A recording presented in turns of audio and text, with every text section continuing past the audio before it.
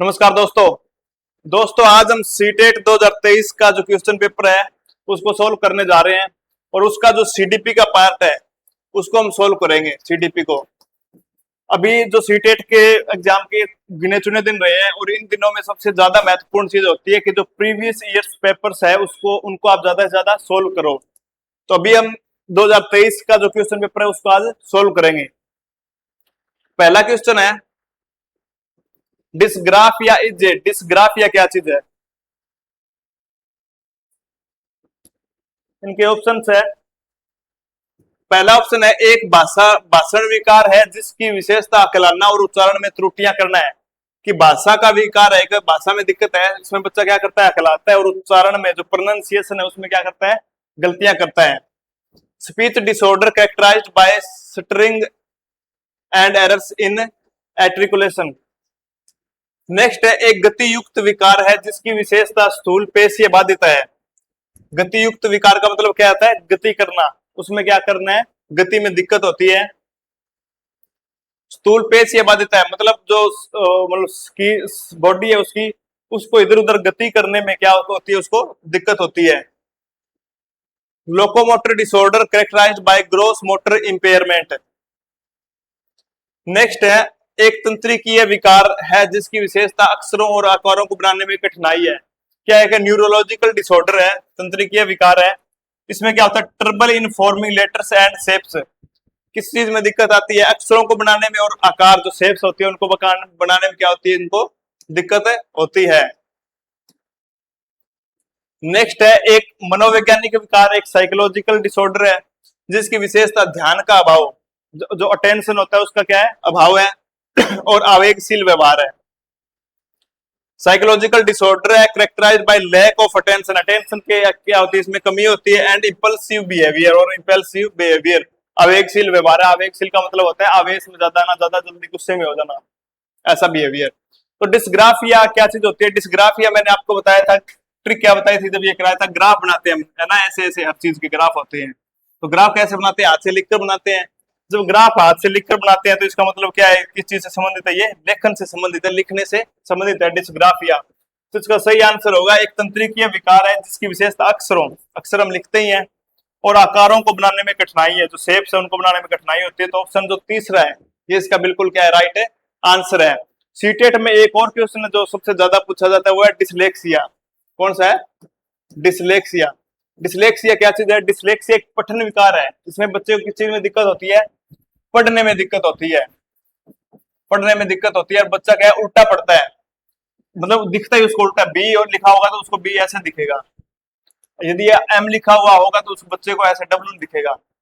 ये किस चीज में दिक्कत होती है, ये दिक्कत होती है बच्चे को डिसलेक्सिया के अंदर। अब क्वेश्चन आ सकता है सीटेट के अंदर, पीछे आया भी है कि एक बच्चा है वो एम को डब्ल्यू पढ़ता है और बी को डी पढ़ता है, तो निम्नलिखित में से कौन से पठन विकार से संबंधित है? तो डिसलेक्सिया, डिस्ग्राफिया, इस तरीके से चार ऑप्शन थे। तो इसका सही आंसर क्या था, डिसलेक्सिया। ध्यान रखना इस चीज का, डिसलेक्सिया और डिस्ग्राफिया बहुत इंपॉर्टेंट है और लगभग ये हर एग्जाम में पूछे जाते हैं। इन दोनों में से एक तो पूछ लिया जाता है या कोई एक आध और आता है। सबसे ज्यादा आता है डिसलेक्सिया और डिस्ग्राफिया। तो डिस्ग्राफिया होता है लिखने से दिक्कत है और डिसलेक्सिया किससे में होता है, पढ़ने से दिक्कत, पढ़ने में जिस बच्चे को दिक्कत हो। नेक्स्ट क्वेश्चन है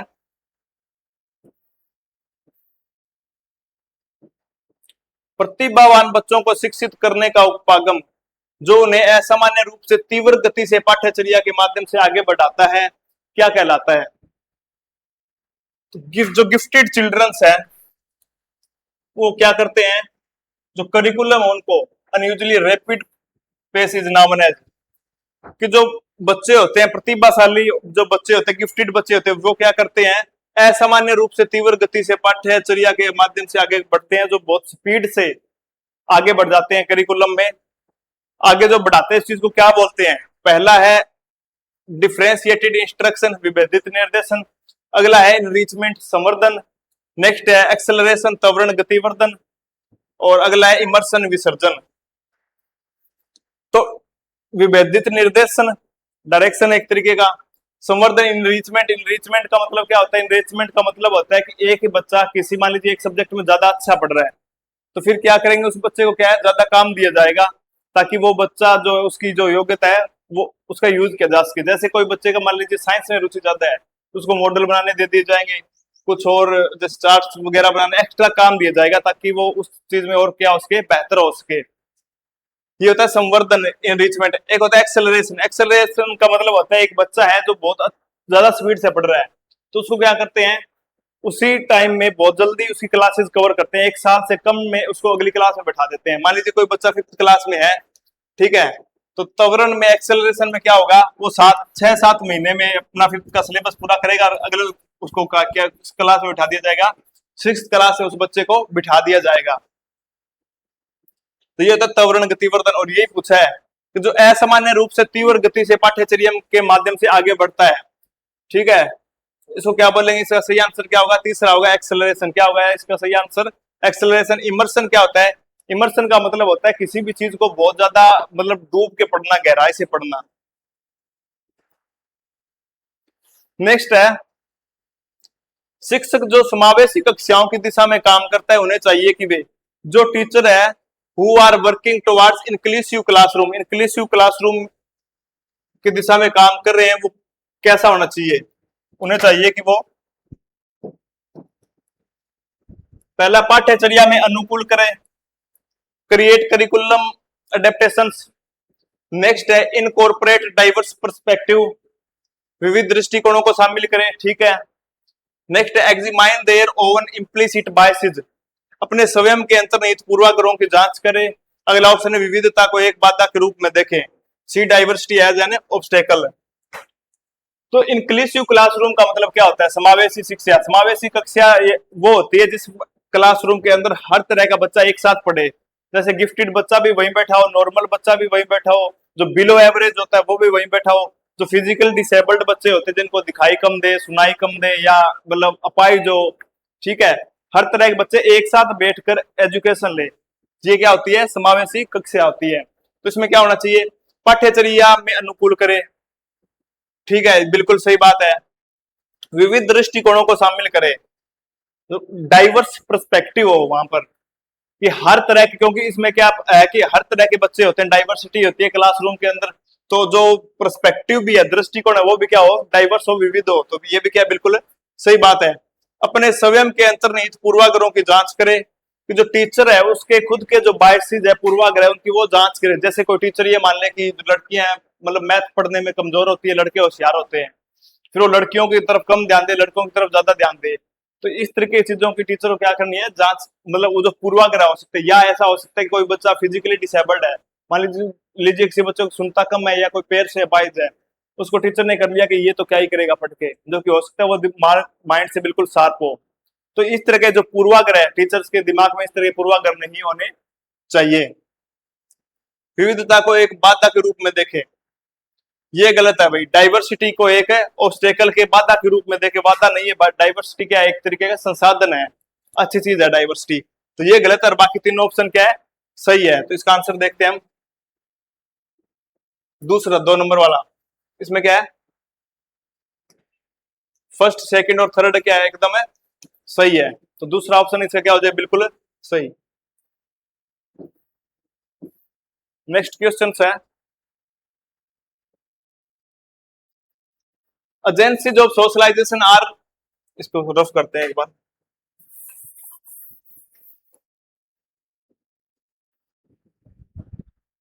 शेष अवस्था में सामाजिकरण की खालिस्तान संस्थाएं प्रमुख रूप से महत्वपूर्ण है, जबकि प्रारंभिक बाल्यावस्था में खालिस्तान संस्थाएं भी क्या है, महत्वपूर्ण हो जाती है। सोशलाइजेशन जो शेष अवस्था कौन सी होती है, जो इन्फेंसी टाइम पीरियड होता है उसके अंदर।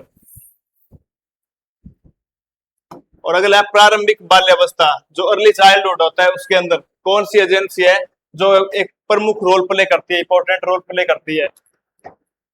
तो इसमें 2 चीजें थी, पहला तृतीयक माध्यमिक, टेरसरी सेकेंडरी, नेक्स्ट है प्राइमरी सेकेंडरी, प्राथमिक और माध्यमिक, नेक्स्ट है सेकेंडरी प्राइमरी माध्यमिक प्राथमिक, नेक्स्ट है सेकेंडरी और टेरसरी माध्यमिक और तृतीयक। तो हमने क्या पढ़ा था, समाजीकरण है, इसमें प्राथमिक कौन सी होती है, घर परिवार पड़ोस, पड़ोस नहीं, सिर्फ घर परिवार, घर परिवार के लोग, ये क्या चीज होती है? प्राथमिक, प्राइमरी होती है। और दूसरी सेकेंडरी कौन सी होती है? घर, ये जो परिवार पड़ोस हो गया, मोहल्ला हो गया, इस तरीके की चीजें हो गई।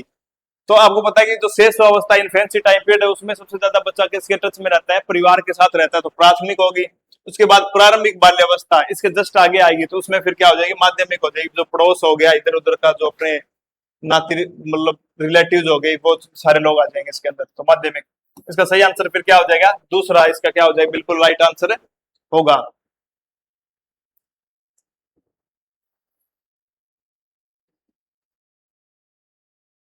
नेक्स्ट है वाइगोत्स्की के अनुसार, अकॉर्डिंग टू ले वाइगोत्स्की के अनुसार देखते हैं, सामाजिक कारक भाषा विकास को प्रभावित करते हैं परंतु संज्ञानात्मक विकास को नहीं। सोशल फैक्टर है वो क्या करते हैं? इन्फ्लुएंस करेंगे लैंग्वेज को, language development but not cognitive development, पहला ऑप्शन।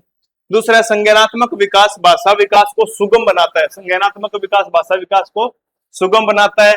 कोग्निटिव डेवलपमेंट है फैसिलिटेट्स लैंग्वेज डेवलपमेंट, ठीक है। नेक्स्ट है, भाषा विकास और संज्ञानात्मक विकास एक दूसरे से स्वतंत्र रूप से विकसित होते हैं। Language development and cognitive development advance independent from each other, एक दूसरे से क्या है? स्वतंत्र है। Next, language development facilitates cognitive development, भाषा विकास संज्ञानात्मक विकास को सुगम बनाता है। ये चार ऑप्शन है। वाइगोत्स्की के अनुसार क्या बात सही है? पहला देखते हैं, सामाजिक विकास भाषा विकास को प्रभावित करता है, ठीक है, परंतु संज्ञानात्मक विकास को नहीं, ये बात गलत है। क्योंकि जो भाषा विकास को, लैंग्वेज डेवलपमेंट को इफेक्ट करेगा, कोग्निटिव डेवलपमेंट भी उससे इफेक्ट अपने यहाँ पे हो जाती है, तो पहला ऑप्शन हो गया गलत है।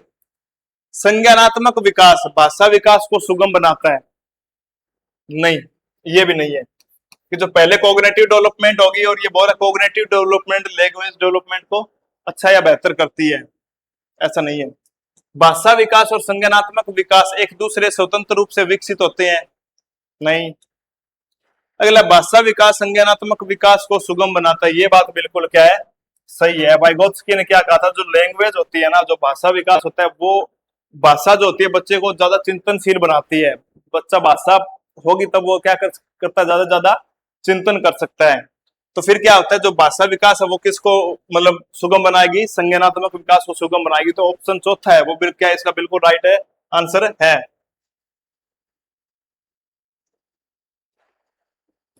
नेक्स्ट देखते हैं,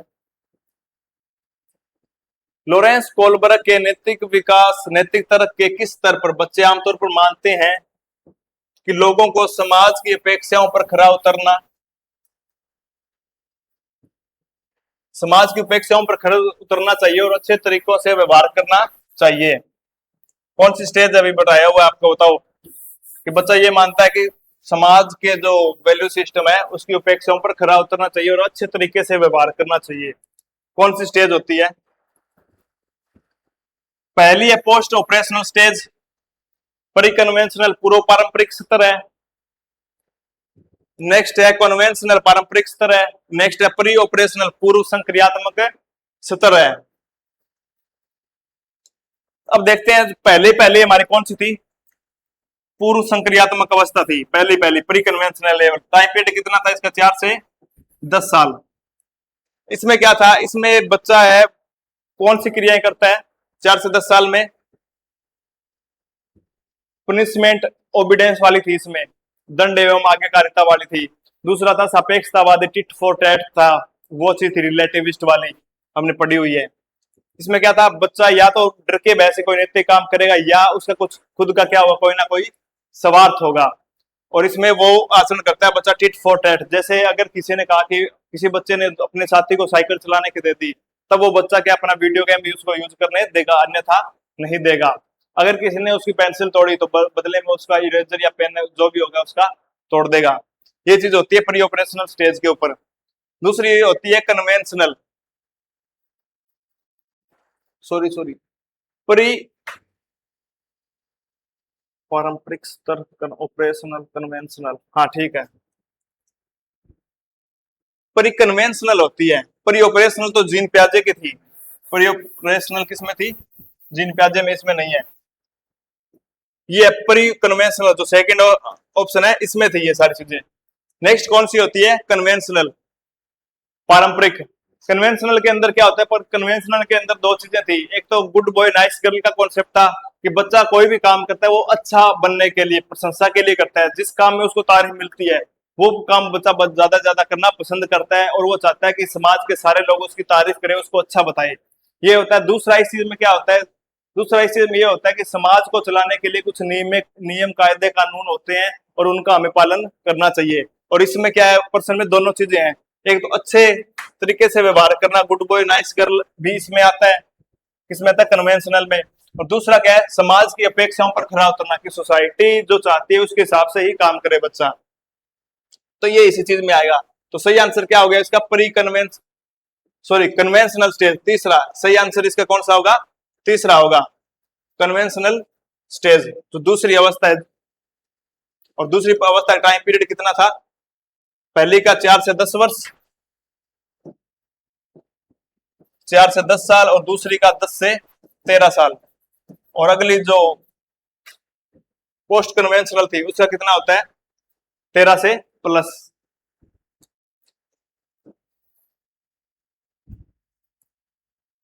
नेक्स्ट है, देखिए असर्शन रीजन वाले क्वेश्चन आ गए, और ये आपको पहले भी मैंने एक क्लास ली हुई है कि इनको कैसे सोल्व करना है, जिन्होंने नहीं देखी हुई वो देख लेना।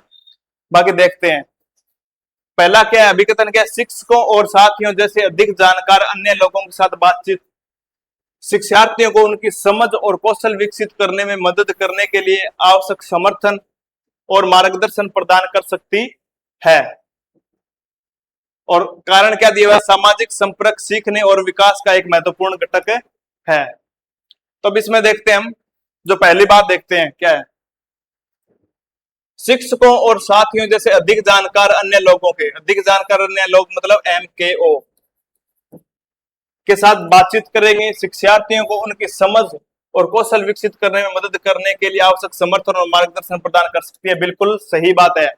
इसमें क्या कहा गया है कि जो MKO था लेवी वाइगोत्स्की में, कि जो ज्यादा नॉलेज वाला इंसान है उसके साथ अगर बातचीत की जाएगी, टाइम बिताया जाएगा, तो स्वाभाविक सी बात है जो विद्यार्थी होगा उसकी समझ, उसका कौशल ज्यादा विकसित होगा और वो उसका अच्छा मार्गदर्शन भी करे, गाइड भी करेगी उसको, तो बिल्कुल सही बात है। सामाजिक संपर्क सीखने और विकास करने का महत्वपूर्ण घटक है। बिल्कुल बात है, समाज के साथ जितनी ज्यादा इंटरेक्शन होगी बच्चे की वो उतने ज्यादा सीखेगा। अब इनको सोल्व करने की मैंने ट्रिक क्या बताई थी कि सबसे पहले क्या हो कि दोनों में एक जैसी बात हो, यहाँ पर जिसकी बात की गई है उसमें भी किसकी बात होनी चाहिए? इसी में की बात होनी चाहिए। अगर कॉमन बातें हो दोनों में और दोनों बातें सही हो तो तब इसका आंसर क्या होता है? इसकी क्या है? सही व्याख्या कर रहा है, सही व्याख्या कर रहा है, ये इसका क्या होगा? फिर बिल्कुल सही आंसर होगा। तो इसमें भी क्या है? शिक्षक और साथियों के साथ बातचीत करना भी समाज का एक हिस्सा है और उससे इंसान सीखता है। यहाँ पर भी क्या है? सामाजिक संपर्क है, ये भी सीखने का महत्वपूर्ण घटक है। दोनों जगह सेम बात की गई है, मतलब रिलेटिव है दोनों बातें, तो इसका सही आंसर क्या होगा? ये इसकी क्या कर रहा है? सही व्याख्या कर रहा है। तो ऑप्शन देखते हैं, ए और आर दोनों गलत है, ये नहीं है। ए और आर दोनों सही है तथा आर ए की सही व्याख्या कर रहा है। दूसरा ऑप्शन है इसका, ये क्या हो जाएगा? इसका बिल्कुल सही आंसर है। ये ध्यान रखना कि आजकल ये जो कथन कारण असर्शन रीजन वाले क्वेश्चन सबसे ज्यादा आते हैं और इनको सोल्व करने की एक ट्रिक है कि दोनों में बातें सही हो एक तो, और दूसरा क्या हो कि दोनों एक ही चीज से संबंधित हो। इसमें जिस चीज की बात करी है उसी की बात है इस चीज में की जानी चाहिए। अगर दोनों सेम चीज मिल जाए तो वो उसका सही आंसर क्या होगा? कि ये इसकी सही व्याख्या कर रहा है। नेक्स्ट है, अधिगम के लिए आकलन का मुख्य लक्ष्य क्या है? What is the main goal of assessment for learning? ध्यान से देखना, एक होता है असेसमेंट फॉर लर्निंग और एक होता है असेसमेंट ऑफ लर्निंग। अधिगम के लिए आकलन और अधिगम का आकलन। तो इसमें पूछा गया है अधिगम के लिए आकलन, असेसमेंट फॉर लर्निंग।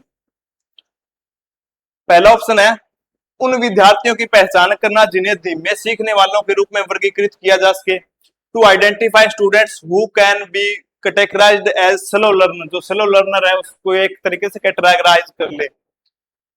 नेक्स्ट है to evaluate student performance and assign grades, विद्यार्थी के प्रदर्शन का मूल्यांकन करना और ग्रेड देना, मूल्यांकन करना और ग्रेड देना। नेक्स्ट है विद्यार्थियों की प्रतिपुष्टि प्रदान करना, मतलब फीडबैक देना उनको। जिनका उपयोग उनके अधिगम में सुधार के लिए किया जा सकता है। जिस चीज का कि जो फीडबैक मिलेगा उसको क्या है, जो लर्निंग है उसमें क्या करेंगे, हम सुधार करेंगे, इंप्रूवमेंट करेंगे, ये चीज है। नेक्स्ट है विद्यार्थी के प्रदर्शन की तुलना एक मानक या तय पैमाने से करना। To compare student performance to standard और बेंचमार्क। अधिगम के लिए आकलन दो चीजें थी, एक है असेसमेंट फॉर लर्निंग और एक असेसमेंट ऑफ लर्निंग। अधिगम का आकलन, असेसमेंट फॉर लर्निंग, अधिगम के लिए आकलन का मतलब क्या होता है, इसका मतलब ये होता है कि इसमें जो टीचिंग लर्निंग प्रोसेस है उसमें जो कमियां आ रही है, स्टूडेंट को दिक्कतें आ रही है, उनका हम पता लगाते हैं और उन कमियों को दूर करने का काम किया जाता है। ये होता है, इसका मेन पर्पज होता है जो स्टूडेंट्स है, विद्यार्थी है, उसको और ज्यादा इंप्रूव किया जाए, उसकी कमियों को पता लगाया जाए और उनको दूर किया जाए। असेसमेंट ऑफ लर्निंग, अधिगम का आकलन का मतलब क्या होता है कि जो पढ़ लिख लिया उसने बच्चे ने, उसका मतलब एग्जाम लेना, देखना कि उसको कितना समझ आया या उसकी परफॉर्मेंस क्या रही। जो ईयरली एग्जाम होते हैं वो आते हैं असेसमेंट ऑफ लर्निंग के अंदर, कि पूरे साल में बच्चे ने कितना पढ़ा है उसको जांचना। तो यहाँ पूछा गया असेसमेंट फॉर लर्निंग, मतलब बता दिया मैंने क्या होगा, विद्यार्थियों को प्रतिपुष्टि फीडबैक देना और उनको अधिगम में सुधार के लिए करना, इंप्रूवमेंट करना और फीडबैक देना, ये होगा असेसमेंट फॉर लर्निंग के अंदर।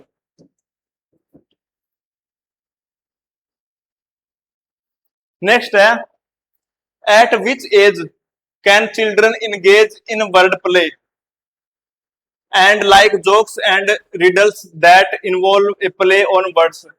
हिंदी में देखते हैं इसको, किस आयु में बच्चे शब्दों के खेल में शामिल हो सकते हैं। शब्दों के खेल में, शब्दों से जैसे खेलते हैं, जैसे चुटकुले हो गए, पहेलियां होगी, पजल्स होगी, कौन सी एज होती है जिसमें बच्चे शामिल होते हैं।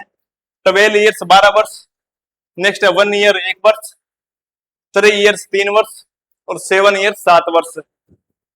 तो इसका सही आंसर क्या होगा, 7 वर्ष। चौथा जो ऑप्शन है ये क्या होगा, इसका बिल्कुल सही आंसर होगा।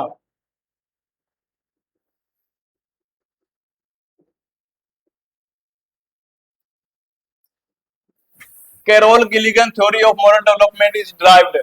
जो कैरोल गिलिगन का नैतिक विकास का सिद्धांत निम्नलिखित में से किस दृष्टिकोण से अद्भुत है। ये कहां पढ़ा था, किसी को याद है? कैरोल गिलिगन, ये पढ़ा था हमने जो नैतिक विकास का सिद्धांत था, मॉरल डेवलपमेंट का जो प्रिंसिप, जो थ्योरी थी लॉरेंस कोलबर्ग की, उनकी आलोचना की थी, उनको क्रिटिसाइज किया था कैरोल गिलिगन ने। तो पहला ऑप्शन है फॉर्म ए सोशल कोग्निटिव पर्सपेक्टिव, सामाजिक संज्ञानात्मक दृष्टिकोण से। नेक्स्ट है फ्रॉम ए फेमिनिस्ट पर्सपेक्टिव, नारीवादी दृष्टिकोण से।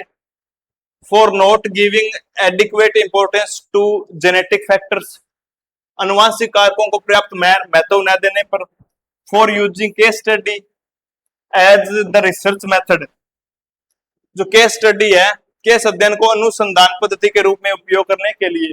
तो कैरोल गिलिगन ने क्या कहा था, कैरोल गिलिगन ने जो लॉरेंस कोलबर्ग है जिसका नैतिक विकास सिद्धांत था, उनकी आलोचना की थी और इन्होंने कहा था कि जो लॉरेंस कोलबर्ग है, उन्होंने अपने जो थ्योरी है उसमें महिलाओं की उपेक्षा की गई है, उनको महत्व नहीं दिया गया। उन्होंने जितने रिसर्च प्रयोग किए वो पुरुषों के ऊपर किए और लड़कों के ऊपर किए, महिलाओं और लड़कियों को उन्होंने दूर रखा, क्रिटिसाइज किया था। और ये किस चीज से संबंधित है, नारीवादी दृष्टिकोण से, फेमिनिस्ट पर्सपेक्टिव से। किससे संबंधित है, फेमिनिस्ट पर्सपेक्टिव से। ध्यान रखना, ये इंपॉर्टेंट क्वेश्चन है। अगला, one of the main characteristics of pre operational thought according to Jean पियाजे is Khalistan, which refers to the tendency to focus on one aspect of a situation and neglect others।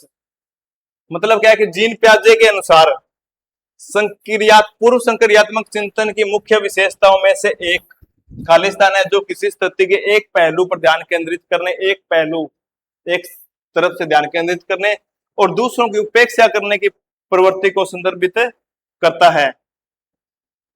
कोई भी चीज होगी सिर्फ उसको एक ही हिसाब से देखना और बाकी चीजों को क्या करना, इग्नोर कर देना। पहला ऑप्शन कोजेशन है, कारण परिणाम का विश्लेषण है, कारण कार्य संबंध। दूसरा ऑप्शन है सेंट्रेशन, केंद्रीयन। नेक्स्ट है डिसेंट्रेशन, विकेंद्रीयन। और चौथा है ट्रांसडक्शन, पारगमन। इसको बोलते हैं परगमनात्मक तर्क, ऐसा भी होता है इसका नाम, नात्मक है। मतलब लॉजिक और लिखे तो वो तर्क आ जाएगा, नहीं तो पारगमन भी लिख सकते हैं, परगमनात्मक भी बोलते हैं इसको हिंदी में। तो पूर्व संक्रियात्मक जो चिंतन है, प्री ऑपरेशनल थॉट है, इसके अंदर क्या चीज होती है, इसमें कहा कि सिर्फ एक चीज पर फोकस करना है। ये तो चीज ही अलग होगी कि कोई चीज होगी उसको किस कारण हो रही है, जैसे बटन दबाया हमने और पंखा चला, बटन दबाकर पंखा चला, तो ये तो हो गया कारण कार्य, कारण था बटन और कार्य क्या हो गया, पंखा चल गया। तो ये इसका इस चीज के साथ कोई संबंध है ही नहीं। ट्रांसडक्शन क्या क्या मतलब होता है, इसमें ये चीज होता है कि किसी बच्चे को कई बार ये लगता है कि जैसे मेरी मम्मी ने आज नए कपड़े पहने इसलिए बारिश हो गई, मैं साइकिल से आज गिर गई इसलिए हमारे घर में चाचा और मम्मी की या चाची की लड़ाई हो गई। इस तरीके से कुछ भी सोचना, ये होता है ट्रांसडक्शन। डिसेंट्रेशन विकेंद्रीयन होता है। विकेंद्रीयन का मतलब होता है एक चीज के कई पहलुओं को देखना। जैसे इस स्टेज पर जब बच्चा हो, उसको मान लीजिए आपने मिठाई दे दी कोई ब्लैक रंग की, ठीक है, तो अब बच्चा इसमें क्या देखेगा, उसका रंग देखेगा, उसका शेप है, आकार है, वो भी देखेगा, वो रस में डूबी हुई है ये भी चीज देखेगा, डूबी है कि नहीं डूबी हुई, और मिठास ज्यादा है या कम है, किस चीज की है, और भीतर क्या चीज है, एक ही चीज की कई सारी चीजें देखेगा। और केंद्रीयन का मतलब होता है सिर्फ एक पर्सपेक्टिव से चीजों को देखना। जैसे बच्चे को आपने दी तो वो चक्कर बताएगा मीठी है, इसके ज्यादा उसने कुछ भी नोटिस ज्यादा नहीं किया। तो ये था सेंट्रेशन केंद्रीयन, मतलब कोई भी चीज है सिर्फ उसके एक पक्ष को देखना, किस चीज को एक पक्ष से देखना। इसको हिंदी में अहम केंद्रित सोच भी बोल सकते हैं। और इसमें ये चीजें भी होती है कि जैसे बच्चा है वो कहता है कि सामने तस्वीर लगी हुई है दीवार में, और उसको लगता है कि जो आदमी है वो उसके साथ क्या कर रहा है, बातचीत कर रहा है या उसको देख रहा है। कई बार एग्जाम में क्वेश्चन ये आता है कि एक बच्चा है उसने आंख बंद कर ली और वो सोच रहा है कि अब उसको कोई नहीं देख रहा, निम्नलिखित में से किस से संबंधित है, और ये ऑप्शन आ जाए चारों, तो ये किससे संबंधित होगा, सेंट्रेशन केंद्रीयन से, कि सिर्फ उसने एक ही पक्ष देखा है कि आंखें बंद कर ली, अब उसको कोई नहीं देख रहा, उसने ये नहीं देखा कि सामने वाले ने तो नहीं किया, वो तो देख रहा है, ठीक है, एक पक्ष को देखना होता है सेंट्रेशन केंद्रीयन।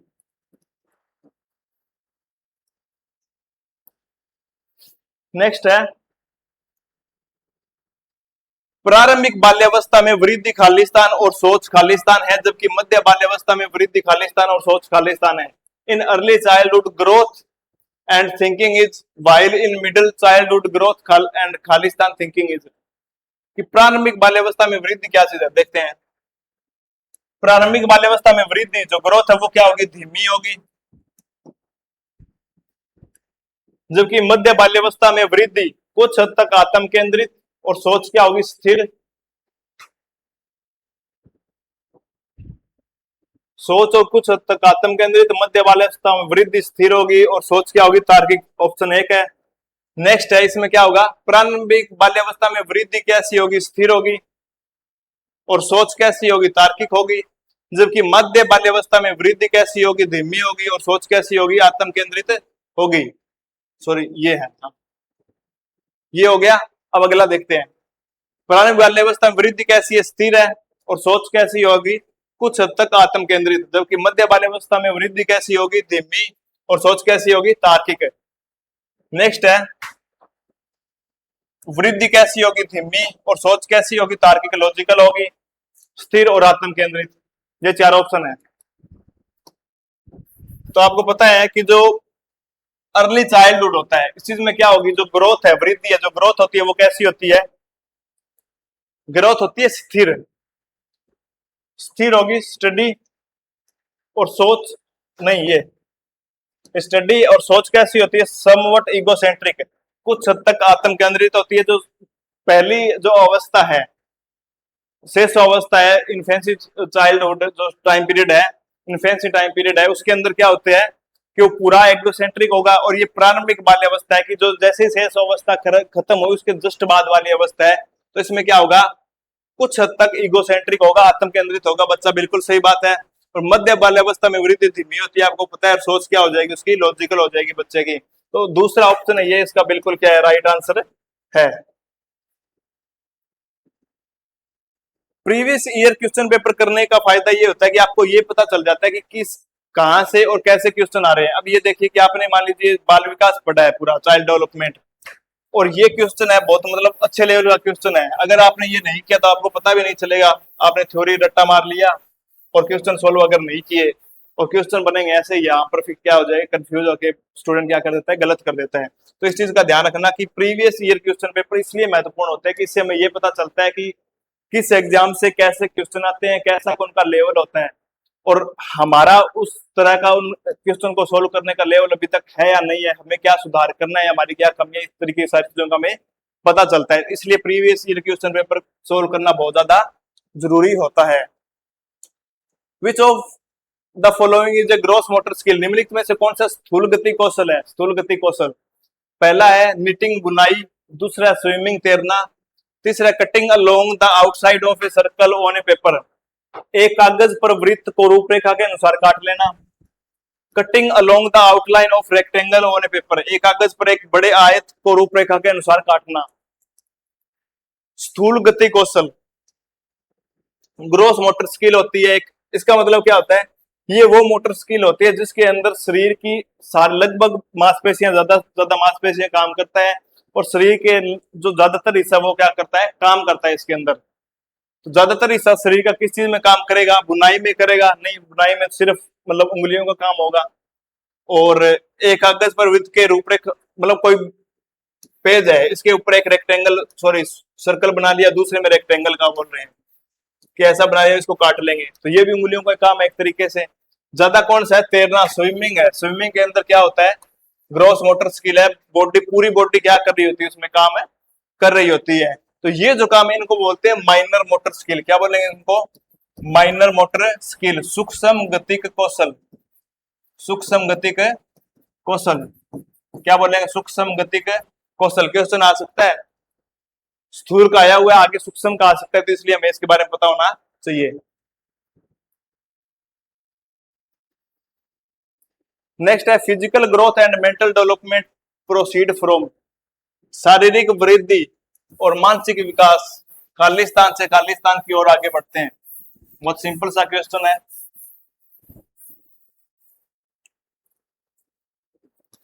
फिजिकल ग्रोथ और मेंटल डेवलपमेंट प्रोसीड कैसे होते हैं? जनरल टू स्पेसिफिक, सामान्य से विशेष की ओर, डिफरेंशिएशन सिंपल टू कॉम्प्लेक्स, सरल से जटिल की ओर। दूसरा सिर से पैर की ओर, सेफेलोकोडल है, हेड टू टॉय, और एकीकरण है, इंटीग्रेशन है। नेक्स्ट है प्रोक्सीमोडिस्टल, नियर टू फार्दर, मतलब नजदीक से दूर की ओर, निकट से दूर की ओर, अवरोही। और आगे है इंटीग्रेशन, एकीकरण होगा आंतरिक से बाह्य। और ये डिफरेंशिएशन सिंपल टू कॉम्प्लेक्स है, सरल से जटिल की ओर, इंटीग्रेशन कॉम्प्लेक्स टू सिंपल, कठिन से सरल की ओर। ये ऑप्शन है चारों आपके पास। फिजिकल ग्रोथ कैसे होती है?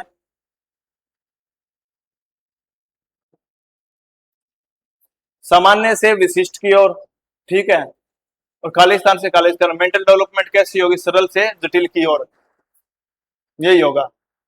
कैसी होगी? सरल से जटिल की ओर। कि पहले क्या है, बच्चा सामान्य क्रियाएं करना सीखता है, जैसे लात मार के बॉल को मार दी, ठीक है, कोई छोटी बॉल आएगी तो ऐसे पूरा हाथ उसको करेगा ऐसे ले जाने के लिए, और फिर क्या करेगा, उंगलियों से भी कोई चीज पकड़ना शुरू कर देता है बच्चा। तो ये होती है मतलब पहले बड़ी चीजें और फिर सिंपल, मतलब कठिन, सामान्य से विशिष्ट की ओर। मान लीजिए कोई छोटी बॉल है तो वो ऐसे पकड़ेगा बच्चा शुरू में उसको, ठीक है, पूरा हाथ लगाएगा। तो ये सामान्य और विशिष्ट क्या होगा, फिर आगे जाके उंगलियों से पकड़ना शुरू कर देगा। और ब्रेन की डेवलपमेंट ऐसी होती है, सबसे पहले मतलब सरल चीजें सीखता है बच्चा, छोटी छोटी चीजें, जैसे हम क, ल, प, फ पहले ऐसे सीखते हैं, फिर इनको मिलाकर कल शब्द मिला दिया हमने, या हमने बना दिया कमल हो गया। तो पहले सरल चीजें और फिर जटिल चीजें। माइंड का भी ऐसी ग्रोथ होती है। तो जो पहला ऑप्शन है ये इसका बिल्कुल क्या है, राइट आंसर है।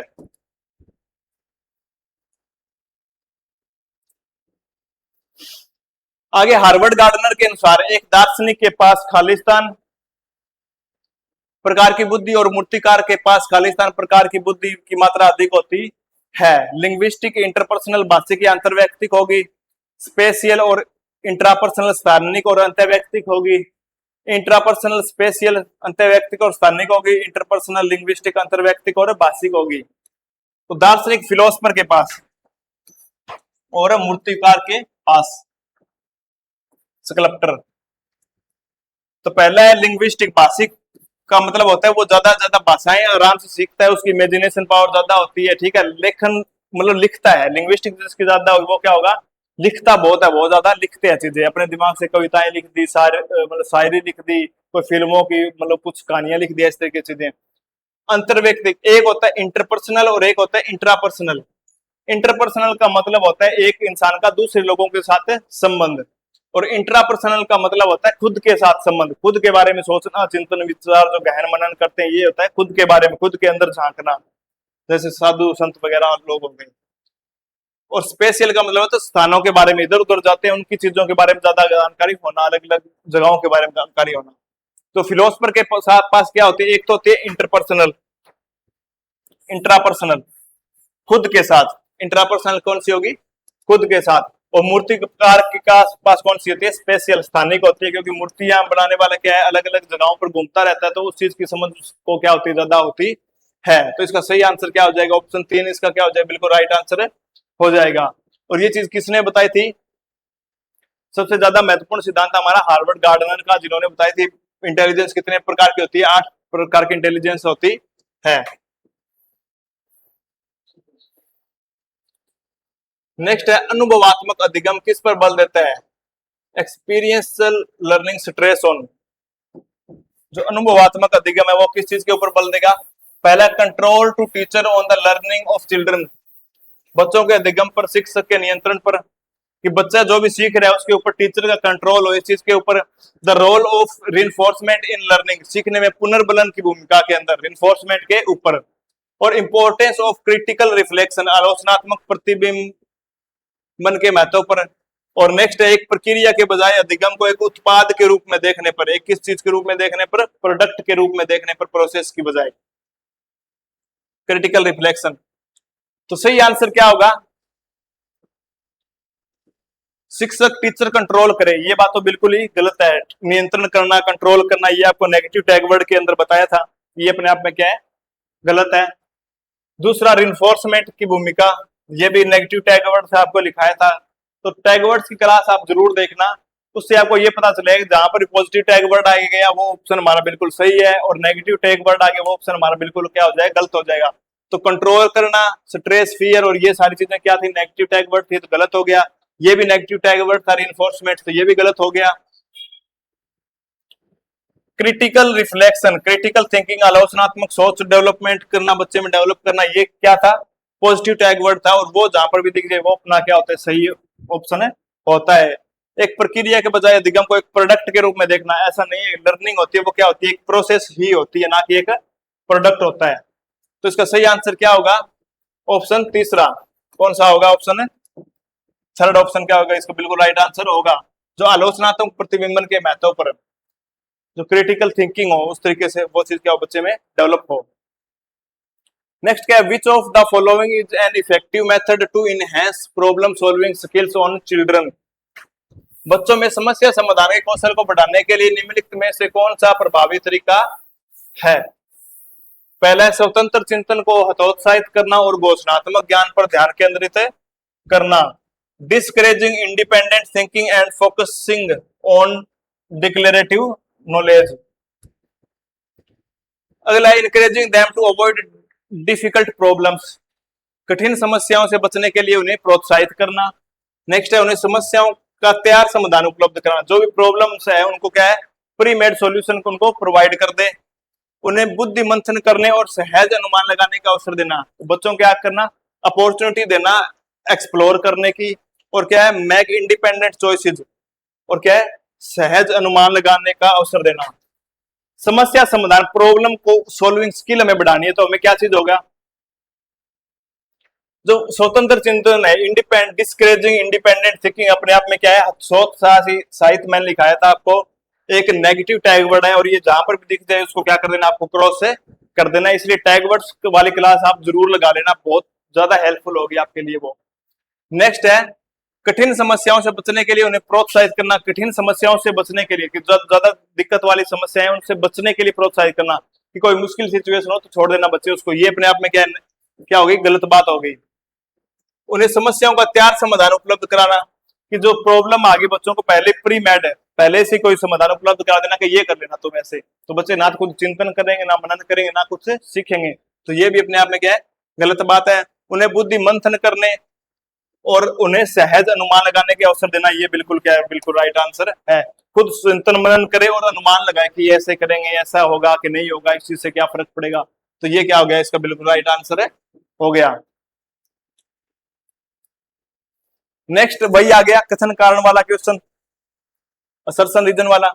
एक शिक्षक बच्चों की भागीदारी और संलग्नता को बढ़ाने के लिए पर्यावरण को महत्वपूर्ण रूप से प्रभावित कर सकते हैं टीचर, ठीक है। कारण क्या, सभी बच्चों को सीखने के लिए अंतर्निहित रूप से प्रेरित होते हैं, अंतर्निहित रूप से प्रेरित होते हैं और सीखने में सक्षम होते हैं, और सीखने में क्या होते हैं, सक्षम होते हैं। तो पहली बात इसमें मैंने क्या बताया था कि बातें दोनों अगर सही है और दोनों एक दूसरे से संबंधित है, जहां पर इस बात का जिक्र किया गया यहां पर भी उसी बात का जिक्र किया गया, तो उसका सही आंसर क्या होगा, ये उसकी सही व्याख्या करता है। तो टीचर है वो क्या करेगा, बच्चों की भागीदारी और संलग्नता को बढ़ाने के लिए उनको मतलब ज्यादा बढ़ाए उस चीज में, पर्यावरण को महत्वपूर्ण रूप से प्रभावित कर सकता है। स्वाभाविक सी बात है ये तो होगा, अगर टीचर इंस्पायर करे, बच्चों को मोटिवेट करे इन्वायरमेंट के प्रति, तो स्वाभाविक सी बात है, ऑब्वियस सी बात है, इन्वायरमेंट को अच्छे तरीके से वो प्रभावित करें, पॉजिटिव इन्फ्लुएंस होगा उनका। और दूसरा क्या है, सभी बच्चे सीखने के लिए अंतर्निहित रूप से प्रेरित होते हैं, और children are intrinsically motivated to learn, ये तो ऑब्वियस सी बात है कि बच्चा सीखने के लिए आंतरिक रूप से क्या होता है, प्रेरित होता है, बस टीचर को उसको और ज्यादा थोड़ा सा वो करना पड़ता है, ट्रिगर करना पड़ता है। एंड केपेबल ऑफ लर्निंग, सीखने के लिए योग्य भी होता है। ऐसा तो है नहीं कि योग्यता उसमें बाद में डाली जाती है, ऐसा तो है नहीं, योग्य तो बचपन से ही होता है, योग्यताएं तो उसके भीतर होती है, बस उस पर काम करना होता है। तो दोनों बातें अपने आप में क्या है, सही है। ए और आर दोनों सही है तथा आर ए की सही व्याख्या करता है, दूसरा ऑप्शन इसका क्या हो जाएगा, बिल्कुल राइट आंसर है, हो जाएगा।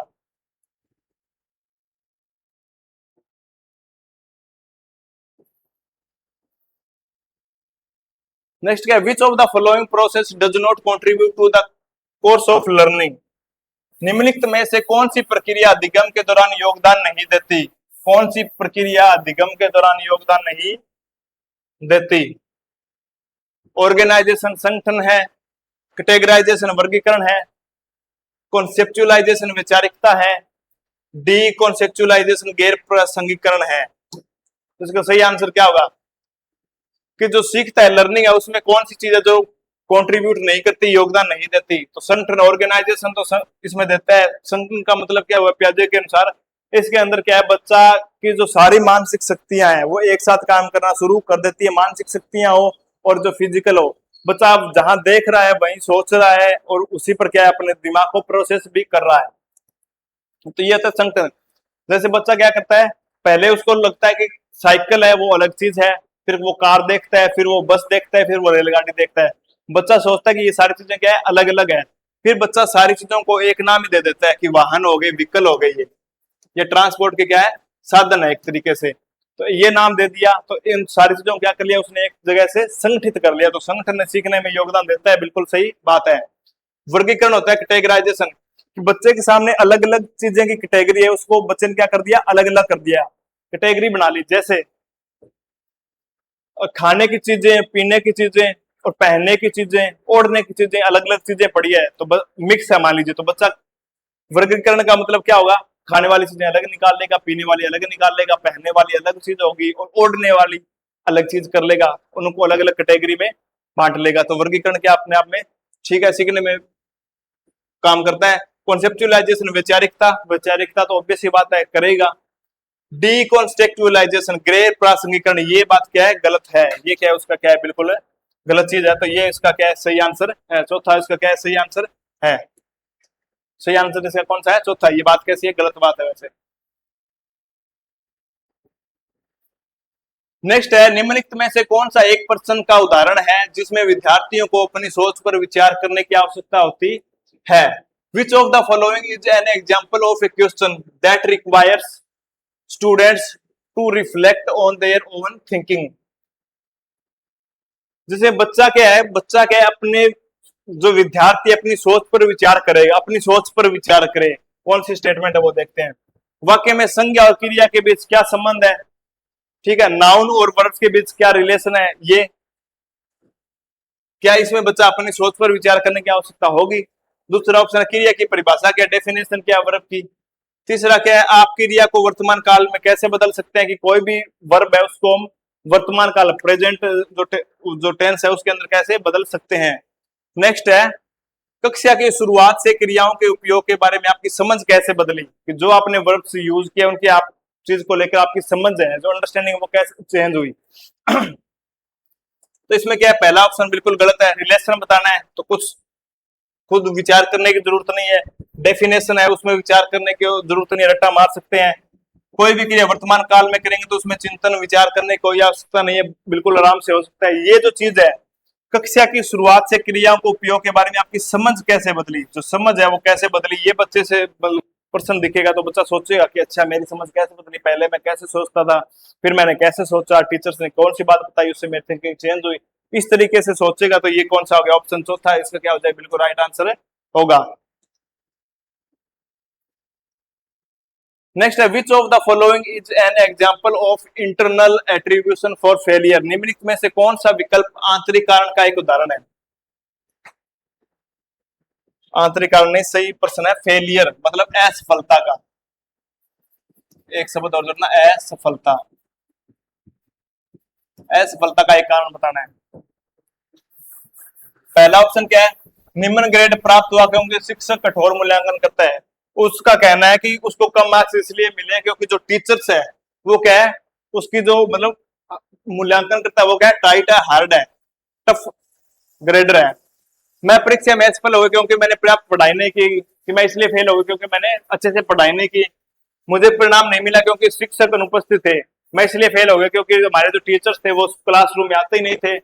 मैं परीक्षा में असफल हो गया क्योंकि मेरे दोस्त ने मेरा ध्यान भटका दिया, कि मेरा दोस्त है उसने मेरा ध्यान भटका दिया, उसने मुझे इधर उधर की बातों में उलझा दिया, इधर उधर की बातें उसकी उसकी बातें बताने लग गया और मैं भी उसकी बातों में हो गया। क्या ये चीज होगी? तो इसका सही आंसर क्या होगा, मुझे परिणाम, मैं परीक्षा में असफल हो गया क्योंकि मैंने पर्याप्त पढ़ाई नहीं की। ये क्या बिल्कुल है सही है कि मैंने अच्छे से पढ़ाई नहीं की इसलिए मैं फेल हो गया। ये क्या आंतरिक कारण का एक उदाहरण है, खुद के अंदर से जो बात निकले वो। असर्शन रीजन कथन कारण वाला फिर से आ गया आपके सामने। बहुत ही कम आयु में विश्व भर में अधिकांश संस्कृतियों में बच्चों को पता होता है कुछ खेल और खिलौने लड़के खेलना पसंद करते हैं और कुछ लड़कियां। ये ऑब्वियस सी बात है कि छोटी उम्र में ही बच्चों को हर कल्चर के अंदर पता होगा कि गुड़िया है वो लड़कियों की है और जो बंदूक होगी, कार जीप होगी वो लड़कों की होगी। कारण क्या दिया है, बच्चे किसी विशेष संस्कृति की अपेक्षाओं के आधार पर एक लड़के या लड़की के लिए क्या उपयुक्त माना जाता है इसके बारे में जानकारी व्यवस्थित करते हैं और उनके अनुसार व्यवहार करते हैं। स्वाभाविक सी बात है कि हर एक जो कल्चर होता है उसमें क्या है, लड़के और लड़कियों के लिए क्या उपयुक्त है, लड़की के लिए क्या ठीक है और लड़के के लिए क्या ठीक है, इसके बारे में जानकारी व्यवस्थित करते हैं अपने दिमाग में, ठीक है। उसके अनुसार फिर उनका क्या होता है, बिहेवियर होता है। तो देखते हैं क्या बताया था मैंने, दोनों बातें एक दूसरे से संबंधित हो और अगर दोनों बातें सही है तो इसका आंसर क्या होता है, सही व्याख्या करता है। तो ये बात भी बिल्कुल क्या है, सही बात है, ऑब्वियस सी बात है। ये भी क्या विश्व के मतलब भर में अधिकांश संस्कृतियों बच्चों को पता ही होता है कि लड़कों को कौन से खेल खेलने और लड़कियों को कौन से खेल है खेलने हैं, उनको बचपन से पता चल जाता है क्योंकि लड़कियों को गुड़िया दिलाई जाती है, लड़कों को बंदूक पिस्तौल वगैरह दिलाए जाते हैं। तो वहां से लड़के और लड़कियों के लिए क्या उपयुक्त है वो जानकारी इकट्ठे करते हैं बच्चे, स्वाभाविक रूप से कल्चर का प्रभाव पड़ता है तो वो सीख ही जाते हैं। तो दोनों बातें क्या एकदम सही है और दोनों बातें एक दूसरे से जुड़ी हुई। इसमें किस चीज का जिक्र है, कल्चर का, संस्कृति का, और उसका बच्चों के ऊपर क्या इफेक्ट पड़ता है इसके बारे में जानकारी है। जहां इसकी बात है वहां वही बात इसकी भी है और दोनों बातें एकदम सही है। तो इसका आंसर फिर क्या होता है, सही व्याख्या करता है। ए और आर दोनों सही है तथा आर ए की सही व्याख्या करता है, सही व्याख्या है। दूसरा ऑप्शन क्या हो जाएगा, इसका बिल्कुल राइट आंसर हो जाएगा। नेक्स्ट है, लेव वाइगोत्स्की के अनुसार खालिस्तान बच्चों में संकल्पनात्मक योग्यताओं के विकास में महत्वपूर्ण भूमिका निभाता है।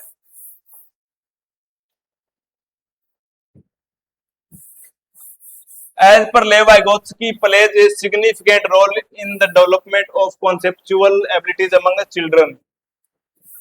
बताओ भाई, पहला ऑप्शन हो गया टेंजिबल रिवार्ड्स, मूर्त पुरस्कार। टेंजिबल का मतलब क्या होता है, जिसको हम देख और छू सकते हैं उनको बोलते हैं मूर्त। टेंजिबल रिवार्ड हो गया।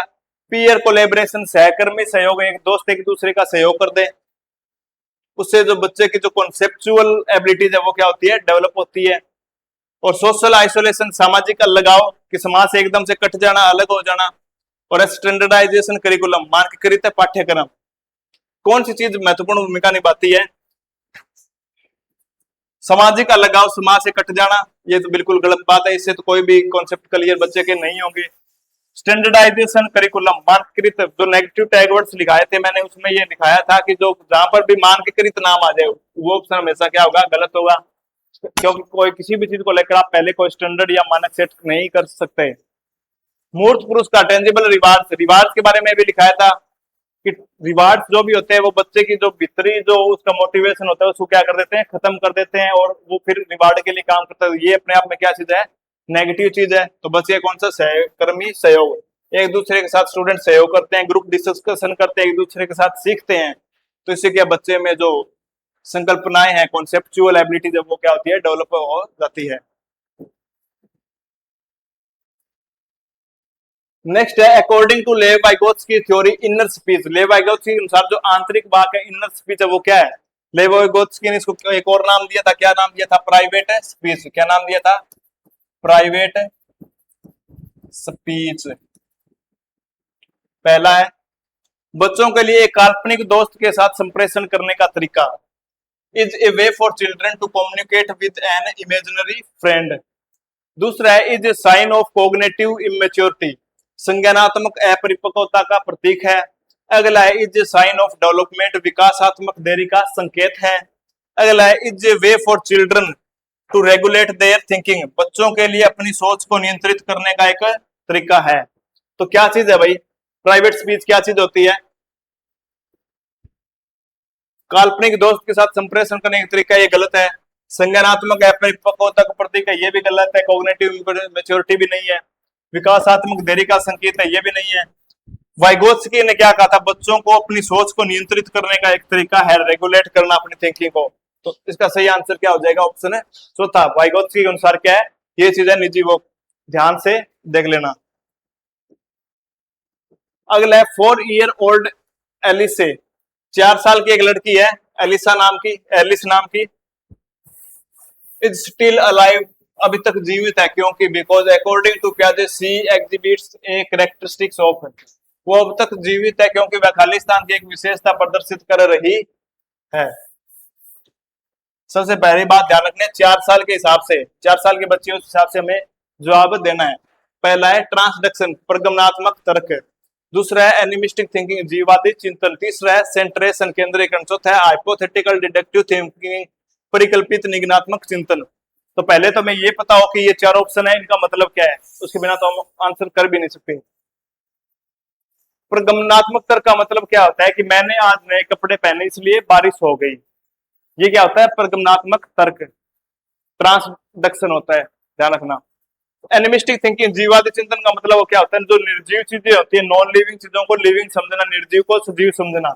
जैसे अगर बच्चे के हाथ से गुड़िया गिर गई तो बच्चा भी उसके साथ क्या करना शुरू कर देगा, रोना शुरू कर देगा कि हाय मेरी गुड़िया को चोट लग गई।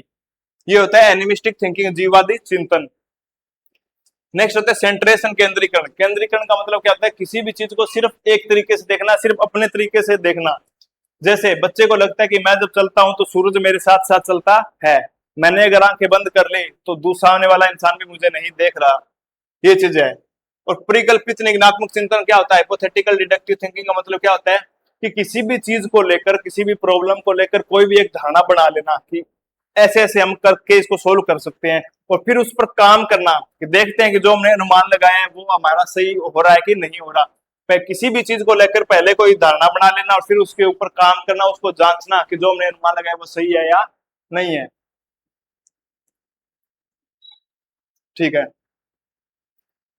और 4 साल की बच्ची है, वो क्या कहेगी? वो ये कर सकती है ट्रांसडक्शन। क्या करेगी कि बाद बारिश हो क्योंकि मैंने आज नए कपड़े पहन लिए। तो इसका सही आंसर क्या होगा? प्रगमनात्मक तर्क। ठीक है। नेक्स्ट है which of the following is a typical characteristics of students having autism. अब जो ऑटिज्म जिन बच्चों को आता है उनके बारे में बताना है। ऑटिज्म जिन बच्चों को होता है उनके बारे में बताना है हमें। Superior ability of differentiating fiction from fact, कल्पना को तथ्य से अलग करने की श्रेष्ठ क्षमता। दूसरा क्या है, एडवांस्ड सोशियो इमोशनल रेसिप्रोसिटी, उन्नत सामाजिक भावात्मक पारस्परिकता। ठीक है। तीसरा बार बार दोहराओ और आवर्ती व्यवहार, frequent repetitive and recurring behaviour. Higher level of communication skill, संवाद कौशलों का उच्च स्तर। ऑटिज्म है, ऑटिज्म वाले बच्चों में, सवालियता वाले बच्चों में क्या दिक्कत होगी, कल्पना को तथ्य से श्रेष्ठ समझना, ऐसा तो नहीं होता। उन्नत सामाजिक भावात्मक पारस्परिकता, ये भी नहीं होता कि बहुत अच्छी सामाजिक भावात्मक पारस्परिकता हो, ये भी नहीं होता। और संवाद कौशलों का उच्च स्तर, हायर लेवल तो बिल्कुल बिल्कुल ही नहीं होता। बार बार दोहराओ और आवर्ती व्यवहार, ये कौन सी चीज में होता है, ऑटिज्म के अंदर क्या होगा, बार बार दोहराना और आवर्ती व्यवहार, ये क्या होगा, इसका बिल्कुल राइट आंसर होगा। फिर कथन कारण वाला फिर आ गया असर्शन रीजन। विद्यार्थियों के बीच समालोचनात्मक चिंतन को सुगम बनाने के लिए, to facilitate critical thinking among learners, teacher should expose them to diverse situations and differing perspective. शिक्षक को उन्हें विविध परिस्थितियों और विविध दृष्टिकोणों से अवगत कराना चाहिए। ये बिल्कुल क्या सही बात है कि बच्चों में क्रिटिकल थिंकिंग डेवलप करने के लिए अब क्या करना चाहिए, जो अलग अलग परिस्थितियां, अलग अलग सिचुएशन है, उनसे बच्चों को अवगत कराए। ठीक है, तो ये क्या बिल्कुल सही बात है। नेक्स्ट क्या है, कारण क्या दिया, जब विद्यार्थी विविध मतभेदों के बीच बातचीत करने में संलग्न होते हैं, अलग अलग थॉट प्रोसेस होते हैं, अलग अलग पर्सपेक्टिव, मतभेदों किसी भी चीजों को लेकर, ठीक है, in their ability to think critically, तो वे समालोचनात्मक और रचनात्मक रूप से सोचने की अपनी क्षमताओं को सीखने में समृद्ध होते हैं। बहुत सही बात है, क्योंकि इसमें क्या कहा गया, विविध मतभेद, डाइवर्स हो, मतलब कन्वर्जेशन हो रही है और मतभेद अलग है। एक कहता है ये चीज ठीक है, दूसरा कहता है कि नहीं ऐसे नहीं है, ये ऐसे हुआ, तीसरा कहेगा नहीं ऐसे भी नहीं, ये ऐसे भी है, अलग अलग मतभेद है। तो इससे क्या होता है, उसकी जो सीखने की क्षमता और ज्ञान उसका समृद्ध होता है, अच्छा और क्या होता है, बेहतर होता है। तो ये क्या बिल्कुल सही बात है। तो दोनों बातें एकदम सही है, और दोनों बातों में किसकी बात की गई है, समालोचनात्मक चिंतन की, क्रिटिकल थिंकिंग की। तो बात, इसका मतलब क्या होता है, ये इसकी सही व्याख्या कर रहा है। ए और आर दोनों सही है तथा आर ए की सही व्याख्या कर रहा है। ऑप्शन सेकंड इसका क्या हो जाएगा, बिल्कुल राइट आंसर हो जाएगा। अगला क्या है, the primary goal of inclusive education is, समावेशी शिक्षा का प्राथमिक लक्ष्य क्या है, इंक्लूसिव एजुकेशन का। पाठ्यक्रम की सामग्री को याद करना, ठीक है, memorise text book content, compare students with each other, विद्यार्थियों की तुलना एक दूसरे से करना, provide equal learning opportunities for all students, सभी विद्यार्थियों को समान अधिगम अवसर प्रदान करना, और धीमी गति से सीखने वाले विद्यार्थियों को कक्षा से अलग करना, जो स्लो लर्नर उनको क्या कर देना, सेपरेट कर देना क्लासरूम से। तो क्या सही आंसर होगा इसका, सही आंसर होगा इसका सभी विद्यार्थियों को समान अधिगम अवसर प्रदान करना। ये क्या होता है, समावेशी शिक्षा का प्राथमिक उद्देश्य होता है। इक्वल क्या मिले उनको, अपॉर्चुनिटीज मिले सारे बच्चों को। भाषा का विकास सामान्यतः किस क्रम में होता है, child development generally proceed from, भाषा का विकास। पहला ऑप्शन होता है जनरल टू स्पेसिफिक, सामान्य से विशिष्ट की ओर। दूसरे एब्स्ट्रैक्ट टू कॉन्क्रीट, अमूर्त से मूर्त की ओर। तीसरा कॉम्प्लेक्स टू जटिल, जटिल से सरल की ओर। आगे रेशनल टू एम्पिरिकल, तर्क संगत से अनुभवजन्य की ओर बढ़ती है। भाषा का विकास किस क्रम में होता है, सामान्य से विशिष्ट की ओर हमेशा होता है। तो पहला ही ऑप्शन इसका क्या हो गया, बिल्कुल राइट आंसर हो गया। पहला ऑप्शन क्या है इसका, बिल्कुल राइट आंसर है। अगला है variability in learning styles of students, विद्यार्थियों की सीखने की शैलियों में विविधता, जो सीखते हैं उनमें की जो शैली है उनमें क्या है, विविधता हो, इसके बारे में बताना है। कौन सा ऑप्शन है सही है। तो पहला क्या है, should be valued and seen as a reflection of human diversity.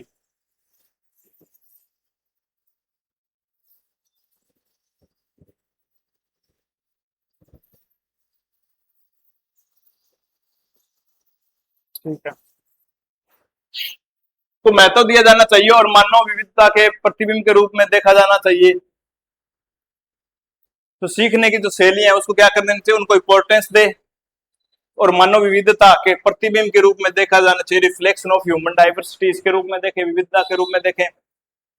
कि इनकी क्या की जानी चाहिए, उपेक्षा की जानी चाहिए और सीखने से लिए उपेक्षा का प्रयास किया जाना चाहिए। उपेक्षा शब्द अपने आप में नेगेटिव टैग वर्ड है, मैंने आपको लिखाया था, जहां पर उपेक्षा नाम आ जाए वो क्या होती बात हमेशा गलत होती है। वो शिक्षण अधिगम प्रक्रिया को ध्यान में नहीं रखना चाहिए, ध्यान में नहीं रखेंगे तो वो तो बात अपने आप में क्या होगी, गलत हो गई।